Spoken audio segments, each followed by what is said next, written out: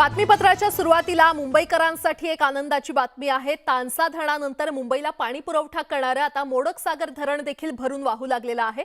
हे धरण रात्री 11 वाजता ओसंडून वाहू लागले।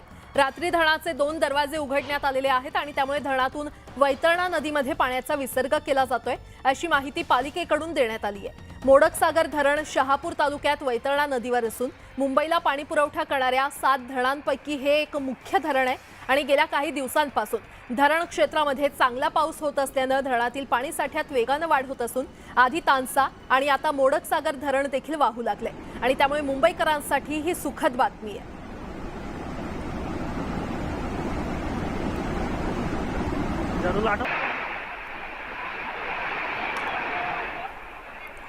मुंबईला पाणी पुरवठा करणारे तानसा धरण 100% भरलेले आहे आणि या धरणाचे सर्व 38 दरवाजे उघडण्यात आले असून त्यामधून तानसा नदीपात्रामध्ये 40,000 क्युसेक पाण्याचा विसर्ग केला जातोय।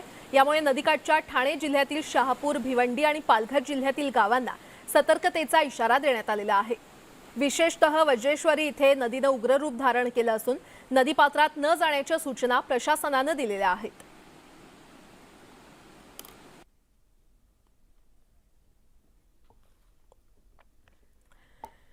मुंबईला पाणी पुरवठा करणाऱ्या धरणातील पाणीसाठा वाढलेला आहे। 7ही धरणामध्ये मिळून 61.55% पाणीसाठा जमा झालाय आणि 2 वर्षांच्या तुलनेमध्ये हा पाणीसाठा कमी असला तरी रोज पाणीसाठ्यामध्ये वाढ होते। विहार, तुळशी आणि तानसा ही धरणं भरून वाहू लागल्यानंतर आता मोडक सागर धरण ओव्हरफ्लो झालेलं आहे।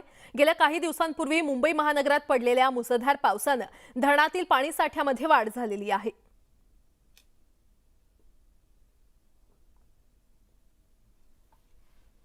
हवामान विभागाने दिलेल्या माहितीनुसार आजही राज्यात जोरदार पावसाची शक्यता आहे। कोकणात पावसाचा ऑरेंज अलर्ट देण्यात आलेला आहे, तर कोकणातील रायगड आणि रत्नागिरी जिल्ह्याला पावसाचा ऑरेंज अलर्ट आहे। ठाणे जिल्ह्याला देखील ऑरेंज अलर्ट जारी करण्यात आलेला आहे आणि त्याचबरोबर पश्चिम महाराष्ट्रातील पुणे आणि सातारा या जिल्ह्यांना देखील ऑरेंज अलर्ट देण्यात आलेला आहे। तसंच गोंदिया जिल्ह्याला देखील ऑरेंज अलर्ट देण्यात आलाय आणि सिंधुदुर्ग, कोल्हापूर, विदर्भातील अकोला, अमरावती, बुलढाणा, चंद्रपूर, गडचिरोली, नागपूर आणि वर्धा, वाशिम, यवतमाळ या जिल्ह्यांना पावसाचा येलो अलर्ट देण्यात आलाय।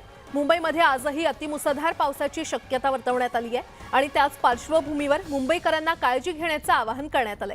हवामान विभागाने दिलेल्या माहितीनुसार बंगालच्या उपसागरात कमी दाबाची प्रणाली विकसित झाली असून वायव्य दिशेला तिची हालचाल होण्याची शक्यता आहे आणि त्यामुळे पुढील 3 ते 4 दिवसात महाराष्ट्रात पावसाचा जोर वाढण्याची शक्यता हवामान खात्याने वर्तवलेली आहे।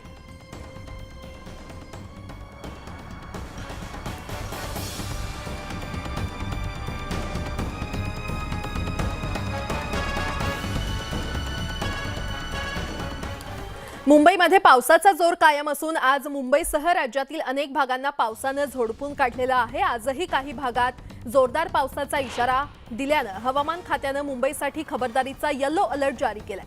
मुसळधारच्या इशाऱ्यामुळे पालिकेने देखील आपली संपूर्ण यंत्रणा सज्ज ठेवली असून मुंबईकरांनी काळजी घ्यावी असं आवाहन पालिका प्रशासनाकडून करण्यात आलेलं आहे।